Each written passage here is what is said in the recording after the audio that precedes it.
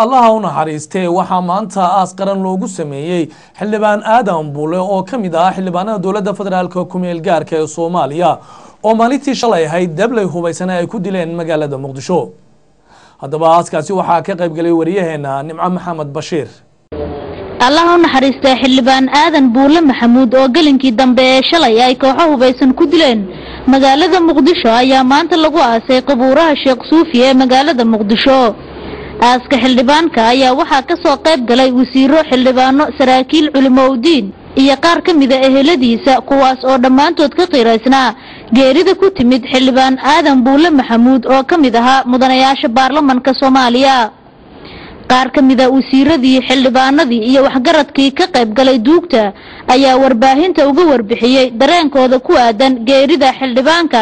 iyagoona tacsi u diray eheladii uu ka tagay marxuum Aadan Buule. إنا الله وإنا راجعون وأرحم حبايبنا هذه عاد أيام مارتي إله بقى إسكال نفتي سقوف صدي لكن ووالكن وقربكن بني وحوها عن عادي عاد كنتي قيرة ودنينو يسمعلنو كل رد هذا وحنا هاي كعنت كقدر نود الشيء وحنا إلهي كرجينا إن نتقانا هذا كل شيء قدر واجب كرش كبتان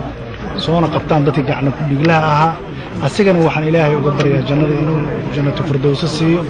إن الله وإنا إليه راجعون آدم بالله جبان بها إلهي ونحرسته إلهي الكيسي يسومالي دورنا كسمرسيو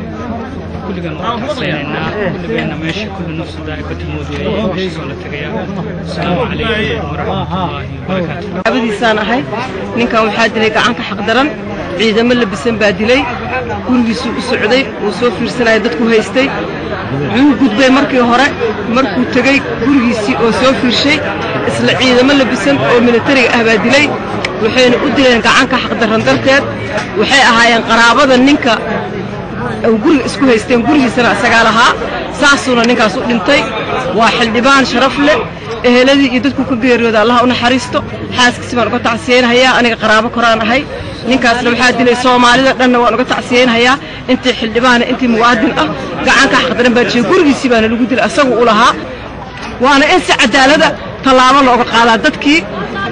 قعنتك جيسن لها نكاس حقوق لك قعنك حقدرن حولي سبان اللي قلت لي قرقي سبان اللي قلت لي وقالي وحوتو سي ان حلبان مديسة إسبارة الله دقا إذا ماذا أهاير إسبارها مركو soo noqdo labaad baan la dilay markii hore lama dilan darawalka saacadeey nimankiina waa la hayaa qaarna waa maqan yihiin bismillaahir rahmaanir rahiim inna lillahi wa inna ilayhi raaji'uun anaga Cabdiqaadir Maxamed Dhiciso wasiirka biyaha tamarta batroolka iyo kheyraadka macdanta iyo dhammaan walaalaha wasiirada iyo xildhibaanada iyo dadka kale muslimiinta halkan waraha Sheekh Suufi jooga ugu yimid inay ka qayb galaan aaska marxuum xildhibaan Aadan Buule Maxamed waxaan taasi u diray marka hore caruurta xaasaska walaalaha iyo ehelada iyo asxaabtii uu ka tagay marxuumka isagana ilaahay waxaan ka baryaynaa naxariistan inuu ilaahay siiyo jannada uu ka waraabiyo su'aasha mutqaana qabrigana inuu ilaahay u fududeeyo Allah subhanahu wa ta'ala ka baryaynaa dhammaan taasidaas waxaan u diray sidoo kale dhammaan golaha baarlamaanka xukuumadda intaba waxaan u diray shacabka Soomaaliyeed waxaan isla meedahay waxaan ka wada nimid oo ka soo wada jeednaa jaaliyadda Soomaaliyeed ee reer Finland halkaan waxaan taasi ugu diray jaaliyadda Soomaaliyeed ee reer Finland oo ka dhintay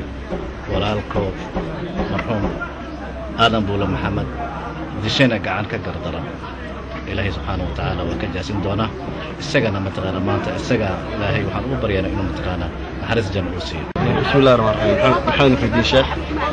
بسم الله الرحمن الرحيم نشان حاسوي ماري تعسي جوجدي هذا بوله هذا الله الله ضمانتنا وكل تيرانينا حرستي جنا الله كورابيو كان كحضرنا بشيء والله ودمنا إنا لله وإنا إليه راجعون حلنا أنتي كجيريودينا هلدي وكجيري سمرنا الله تسيو نبى يجري بالي الوقت كديدي ما يقول تتعوّن ديدي أنا أقول الله يا مقع اسم مدى الصوماليات أنت النبضة شعل geeridiisa aan ku farxin inta ku farxday kuma jirto ninka Soomaaliyeed ee muuminka madaxda inta ka naxday geeridii ummadda Soomaaliyeed magaceeda anoo ku hadlahaya magaca gobolada Jubbooyinka deegaamadaas ama 6 gobol ee koonfur isimada jooga ee ninka uu ka soo jeedo anoo ku hadlahaya waxaan tacsi tiiraanyada u dirayaa deegaamadii uu ninka ka soo jeeday iyo ummadii Soomaaliyeed ee uu la soo shaqeeyay intii uu wax soo baray intii samaha ku taqaanay inta geeridiis ka naxday eheladii oo anagu aan ka mid nahay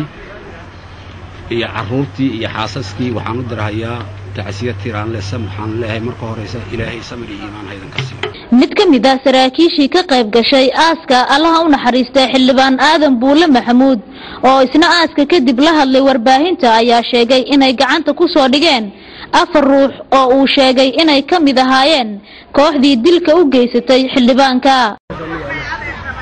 falka dhacay wuxuu u dhacay ninka xildhibaanka mudanaha hadda dhinto marxuumka la aasay gurigiisa Madiina ku yaaluu aaday markuu gudaha soo booqdo soo noqdayna meel dhaxal loo galay rag baana dhexda u galay rag kamid ah ciidamada xoogga dalka soo qabtay waana xirxiran waana joogan 4 nin baa ma yaga cadeeyo qofka ku sheegay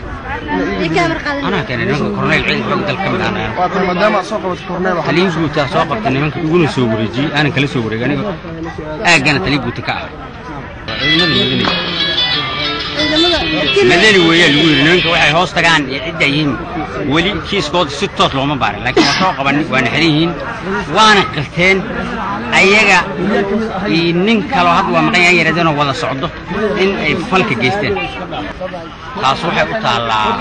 وحير كان حبس بعد جبنا كمان لو يري قاب كذا وقت بس تصدق جواكم maahan markii ugu horeysay ee dilal bareer ah magaalada Muqdisho loogu geysto xubno ka tirsan dawladda ku meel gaarka ah waxaana marka ay dhacaan dilalka noocan oo kale ah ay mas'uuliyiinta dawladda iyo bulshaduba sheegaan in shakhsiyaad aan heebtooda la garanayn ay geystaan dilalka noocan oo kale ah laakiin la baari doono baaritaankaas oo aan la ogeyn halka uu ku dhamaado Nimca Maxamed Bashiir Soomaali Channel magaalada Muqdisho